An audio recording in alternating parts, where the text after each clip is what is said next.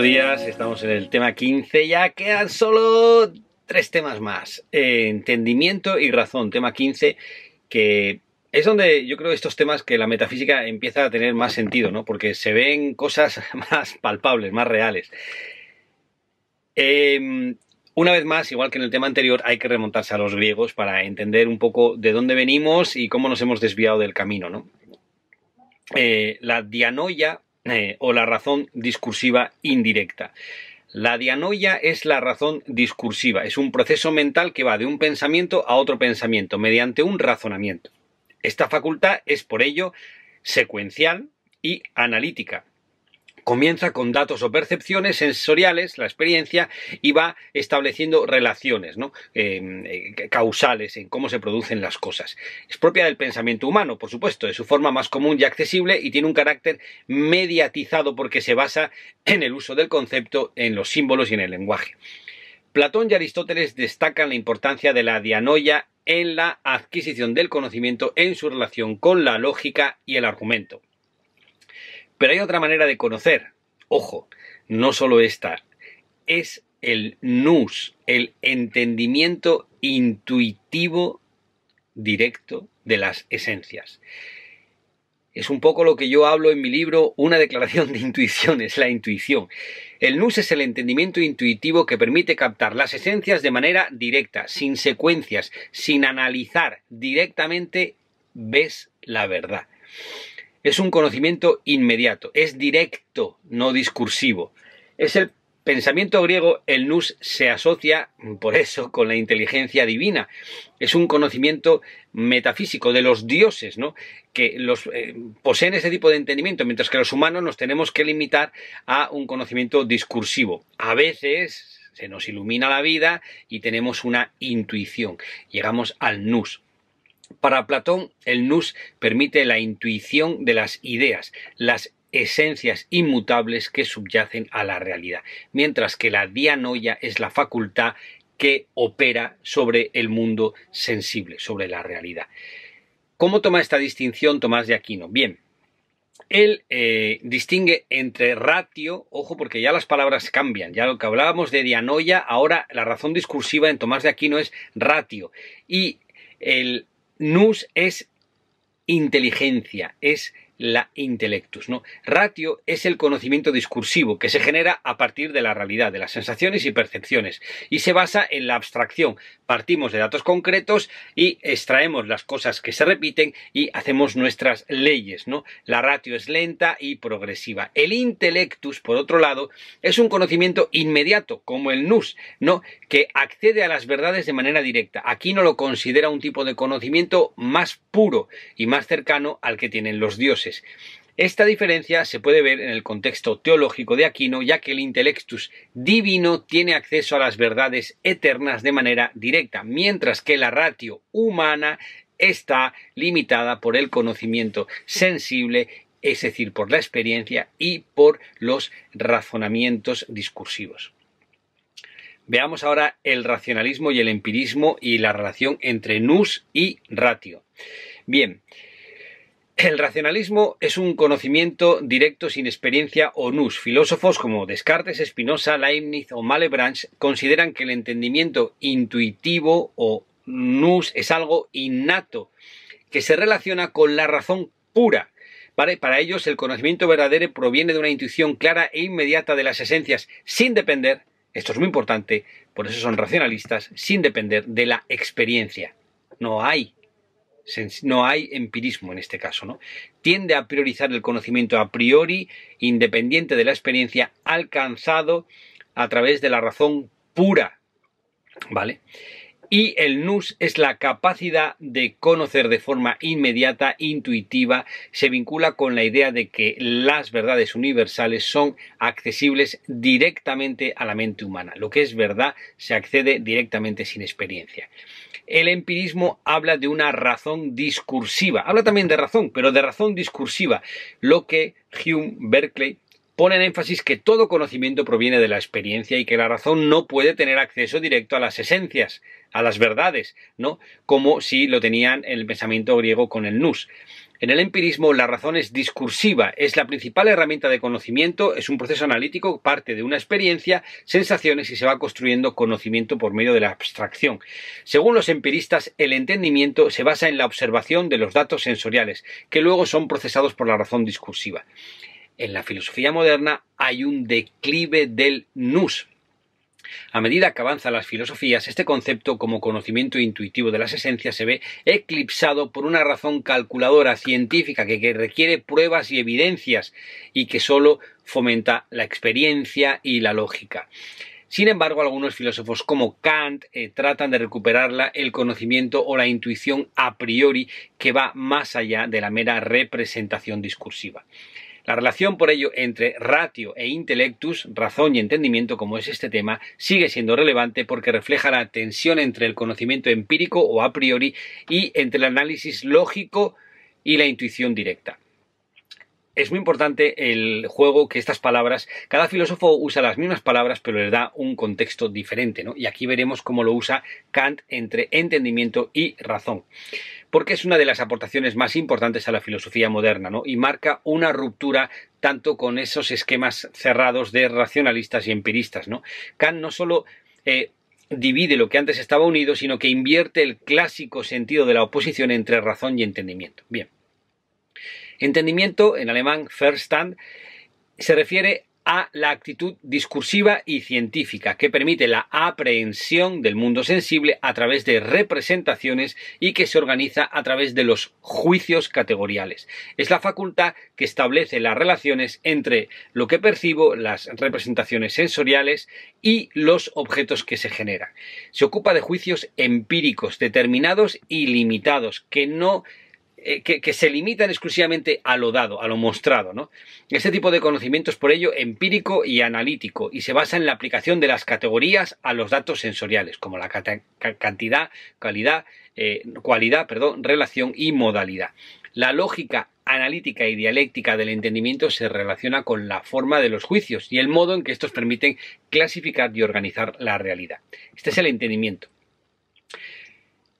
Vernunft es la ratio. La razón tiene un sentido para Kant trascendental y metafísico. Es la facultad de los principios universales. Sería, y permítame la comparación, el mundo de las ideas platónicas.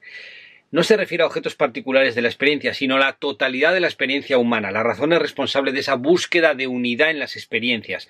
No se ocupa de juicios particulares, sino de raciocinios generales que guían al entendimiento.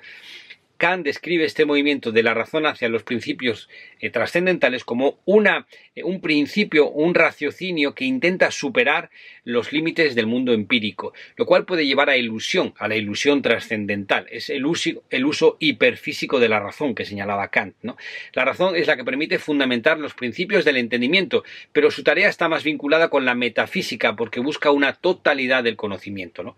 Así Kant produce una inversión de la oposición clásica, porque si en la filosofía anterior, especialmente en racionalismo y empirismo, la razón y el entendimiento eran entendidos de manera similar o incluso confundidos, la razón se consideraba el principio fundamental del conocimiento, mientras que el entendimiento era una capacidad más limitada. Kant cree que el entendimiento es la facultad básica y la razón es un papel más fundamental en la organización del conocimiento. Supone una inversión valorativa. En lugar de que el conocimiento deriva de los principios universales, como los racionalistas sugerían, Kant afirma que el conocimiento empírico, el de la experiencia, es el punto de partida y la razón debe organizarlo y sistematizarlo. Uno de los temas fundamentales del libro Crítica de la razón pura es la cuestión de si existen juicios sintéticos a priori, es decir, juicios que amplíen el conocimiento porque el predicado no está comprendido en el sujeto, pero que no se basen en la experiencia y que sin embargo sean universales. Kant se pregunta cómo es posible que exista este tipo de conocimiento si los juicios sintéticos amplían nuestro conocimiento y los juicios a priori son los que son independientes de la experiencia. ¿Cómo es posible por ello juicios sintéticos a priori? Bien. El entendimiento produce juicios analíticos a priori, que explican conceptos que ya están implícitos. Por ejemplo, un soltero es un hombre no casado. El predicado no da información diferente de la que nos da el sujeto. Cuando decimos soltero ya sabemos que es hombre no casado, ¿vale? Es un juicio analítico y es a priori. porque no depende de la experiencia. La razón, en cambio, posibilita los juicios sintéticos, no analíticos, sintéticos a priori. Ejemplo, todo efecto tiene una causa. A través de sus principios trascendentales, los cuales no dependen de la experiencia, estructuran la experiencia. Estos juicios no amplían las representaciones, como en un juicio sintético empírico, pero abren nuevas posibilidades para comprender la estructura misma de la experiencia. La ontología kantiana aborda la pregunta de cómo los principios trascendentales de la razón son necesarios para que la experiencia sea posible en primer lugar. El juicio sintético a priori, todo efecto tiene una causa, es un ejemplo perfecto de cómo el conocimiento humano no solo refleja el mundo moderno, sino que también depende de las estructuras internas de nuestra mente. Para Kant, el conocimiento no solo es un proceso de representar objetos sensibles, sino una condición a priori que debe ser aplicada por la razón. Vamos a ver ahora el Descartes, el yo pienso, luego existo, y Kant, cómo pensamos, la diferencia, ¿no? El pensamiento moderno con Descartes se caracteriza por la subjetivización de la razón, que comienza con el cogito. Es decir, el sujeto se convierte en el centro, él es el que organiza la realidad, todo el conocimiento. Descartes buscó una certeza absoluta en el pensamiento, una concordancia entre el sujeto que piensa y lo pensado, el predicado, para evitar la contradicción. Si pienso, existo. Hay una relación idéntica entre el que piensa y lo pensado. Pero para Kant, el entendimiento sigue siendo la facultad del sujeto pensante, pero la razón ya no solo es la facultad de conocer, sino un principio organizador que permite comprender el mundo. A diferencia de Descartes, que centró su filosofía en el cogito, para Kant orientó su análisis hacia cómo el sujeto, mediante la razón, puede conocer el mundo, no como algo simplemente subjetivo, sino cuáles son esas condiciones a priori. Kant se preocupaba por el cómo conocemos y Descartes por quién conoce. Vamos a ver ahora la lógica de Kant, analítica y dialéctica, que es como él divide la lógica. La lógica analítica se refiere a los juicios del entendimiento que pueden ser aplicados a las experiencias. Aquí el entendimiento se ocupa de juicios empíricos que hacen uso de las categorías a priori para clasificar y ordenar los objetos de la experiencia. La lógica dialéctica señala los límites del entendimiento y denuncia los intentos de llevar la razón más allá de la experiencia. Es un uso erróneo o hiperfísico que decíamos de la razón. Cuando la razón intenta aplicar las categorías a objetos que están fuera de la experiencia, se genera la ilusión trascendental. Si intentamos usar la razón para demostrar la existencia de Dios mediante argumentos metafísicos, como el argumento de San Anselmo, caemos en una ilusión trascendental. Este es un uso no legítimo de la razón. La razón guía al ser humano, pero no puede ser utilizada como si fuera el entendimiento. La razón es el fundamento de la metafísica, el entendimiento es la facultad que produce representaciones de ordenación de lo sensible, mientras que la razón organiza y fundamenta los principios que permiten el conocimiento. Esta distinción tiene implicaciones profundas porque marca un cambio en la fundamentación del conocimiento.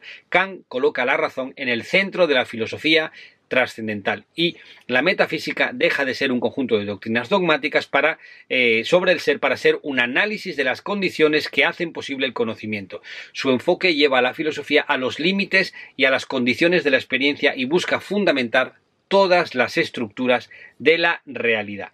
Vamos a ver ahora lo que Kant llama las ideas de la razón.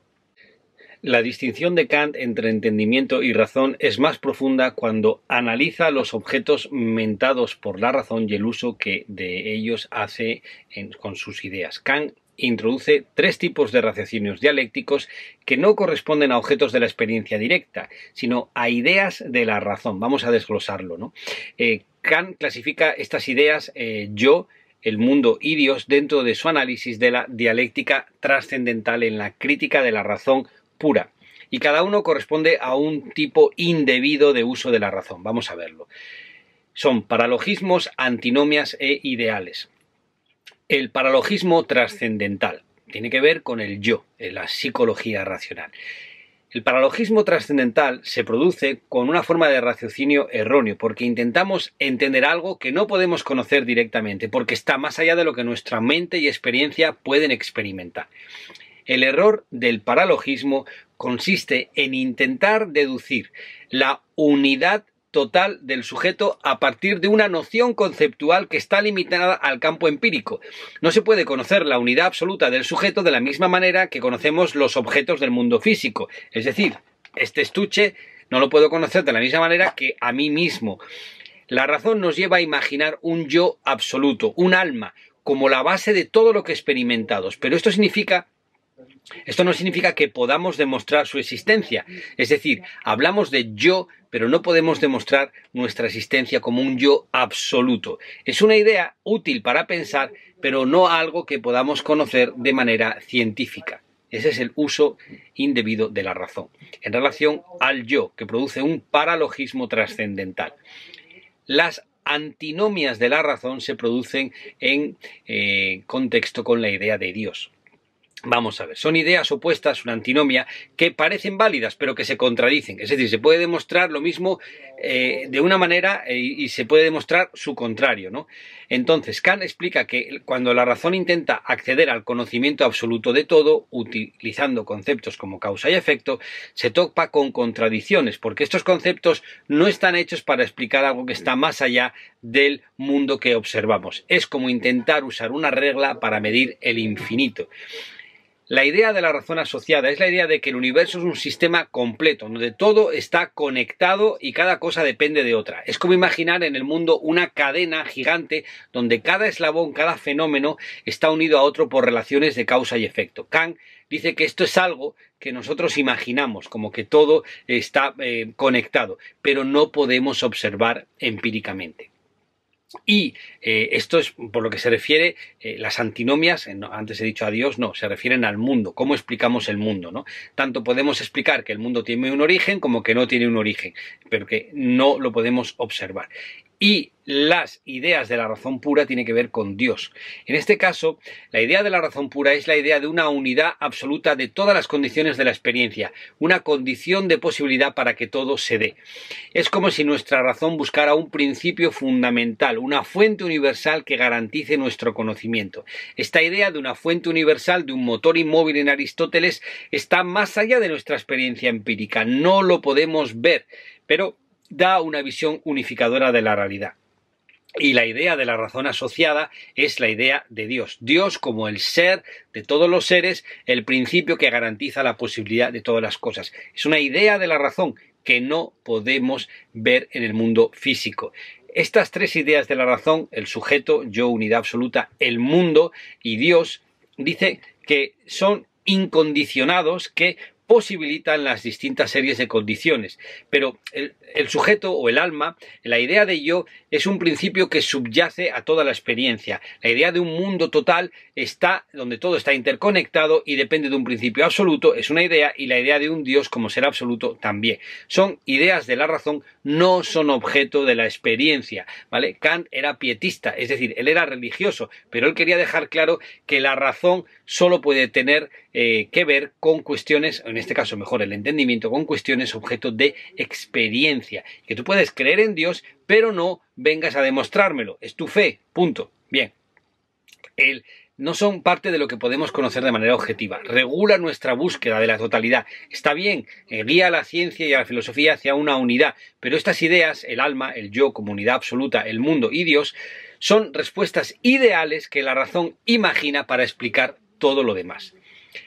Hay que distinguir por ello el dominio del entendimiento del dominio de la razón. El entendimiento se refiere al ámbito empírico, científico, lo que podemos conocer, analizar, medir. Es la facultad que organiza las intuiciones sensoriales de la experiencia y estructura nuestra experiencia empírica. El entendimiento es la facultad que utiliza la ciencia para la construcción del mundo físico. Se ocupa de objetos empíricos que están dados a los sentidos y que podemos conocer mediante la síntesis de las representaciones. La razón es un ámbito trascendental y metafísico, mientras que el entendimiento organiza fenómenos particulares. La razón busca la unidad absoluta de todo esto, pero no basado en la experiencia, sino en las ideas regulativas de yo, mundo y Dios. Son ideas, no son conocimiento en sí mismo, sino que regulan nuestro conocimiento y lo unifican. Es como el océano que está debajo de cada ola que vemos, ¿no? Tú ves la ola, eso es lo que puedes medir, pero no puedes medir la fuerza de todo el océano, ¿no? Entonces hay unos límites del conocimiento. El entendimiento se limita a lo empírico, solo puede organizar y clasificar los objetos, ¿vale? La razón se entiende a los principios que organizan el conocimiento. Los límites del conocimiento están en esta separación entre entendimiento y razón. El entendimiento nos da conocimiento de los fenómenos, lo que se presenta, y la razón nos lleva a los principios que subyacen a la experiencia. Bien, ¿cómo entiende esta diferencia el idealismo alemán, esta diferencia entre entendimiento y razón? Pues es una evolución, obviamente, al idealismo, ¿no? Una priorización de la razón sobre el entendimiento. Vamos a ver las posiciones brevemente de Jacobi, Fichte, Schelling y Hegel, ¿no? Jacobi habla, porque estos autores cada vez van yendo más a un idealismo y a desconectar totalmente de la experiencia, ¿no? Jacobi subordina el entendimiento y otorga un rol primordial a la razón como conocimiento intuitivo e inmediato. Otra vez el nous, esa intuición directa de las verdades, ¿no?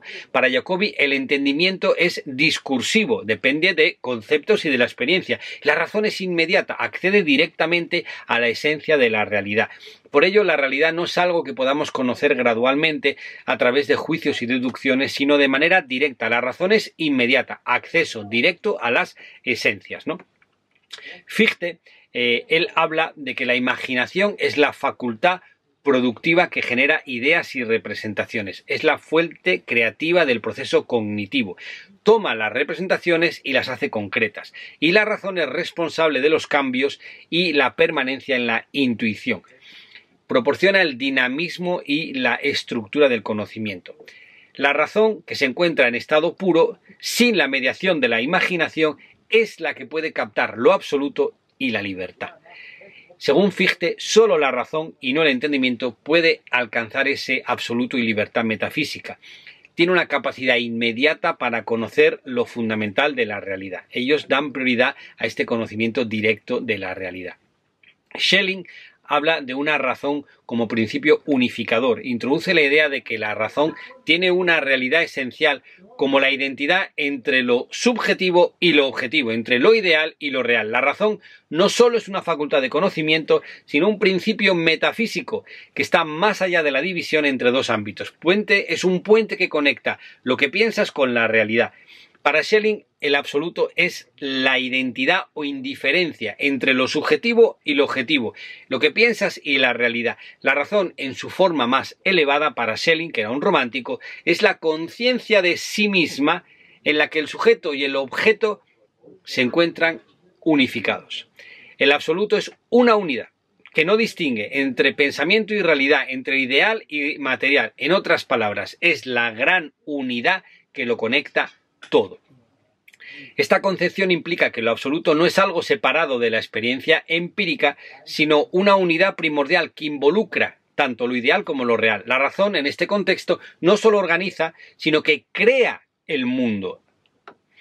Hegel llega a una dialéctica, toma el trabajo de Fichte y Schelling y lo lleva más lejos al superar las oposiciones y divisiones. En la dialéctica hegeliana, la razón se desarrolla a través de contradicciones y superaciones hasta llegar a la unidad total, el espíritu absoluto. Y lo hace a través de tres aspectos. El abstracto racional, el entendimiento, se ocupa de lo abstracto, el entendimiento de las categorías y de los conceptos. Es la facultad que determina los juicios, en este sentido, como decía Kant. Pero hay otro aspecto dialéctico negativo, que es la razón pone en cuestión las determinaciones finitas y se mueve hacia la superación de las oposiciones. Es el proceso que lleva a superar las limitaciones que tiene el propio entendimiento.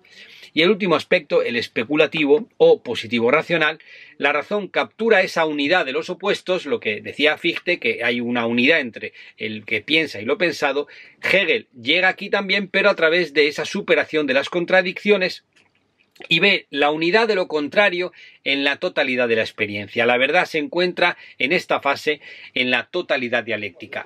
Por ello, la razón unifica lo escindido. Hegel sostiene que la razón es la facultad que unifica, capaz de reconciliar estas tesis opuestas, tesis antítesis, que son divisiones irreconciliables. A través de la razón el conocimiento se totaliza y llega a una comprensión completa de la realidad, superando las limitaciones de las ciencias empíricas. Mientras que el entendimiento separa las piezas para comprenderlas, la razón es el genio que termina el rompecabezas. El idealismo alemán, para concluir, supera la dicotomía kantiana entre entendimiento y razón, revalorizando la razón como fundamento que no solamente organiza el conocimiento empírico, sino que unifica la totalidad de la experiencia. Para estos filósofos como Fichte, Schelling o Hegel, la razón no solo regula, sino que crea la unidad de lo empírico y lo metafísico, logrando una visión totalizadora. La razón no solo es, como en Kant, facultad regulativa, sino fuerza que reconcilia, crea y sintetiza las divisiones. Bien, ya ahora veremos cuál es el replanteamiento que le da Marx a estas diferencias, ¿no? Y también la crítica de Sacristán a la noción de razón en Lukács, que aborda cuestiones epistemológicas. Bien, Marx, evidentemente influido por Hegel, emplea estos tres modelos de la ciencia en su obra, relacionando cada uno con el entendimiento y la razón. ¿Qué hace cada modelo? Entender los datos concretos. Modelo 1 será el de las ciencias. Ver cómo encajan en el sistema grande, el modelo 2, el de la razón filosófica, y criticar lo que no funciona para cambiarlo. Primer modelo, el de las ciencias naturales. Aquí entra en juego el entendimiento. Utiliza el modelo típico de las ciencias naturales Marx, que se basa en el entendimiento y se emplea en un proceso de investigación empírica. Este modelo significa el enfoque de las ciencias positivas que operan con leyes universales y proposiciones demostrables propias de un conocimiento analítico reducido a datos que se pueden verificar. La ciencia se ocupa aquí de proposiciones demostrables, como en las ciencias naturales, que pueden ser verificadas y objetos de contraste, probadas experimentalmente, y por lo tanto pertenece al ámbito de la razón discursiva. Estudiar cuánto ganan los trabajadores en comparación con los dueños de las fábricas sería el ejemplo para Marx. En el modelo hegeliano segundo de la razón filosófica tiene un carácter unificador y totalizante. Marx lo emplea fundamentalmente para exponer su sistema económico, es decir, para abordar la totalidad del sistema social y económico.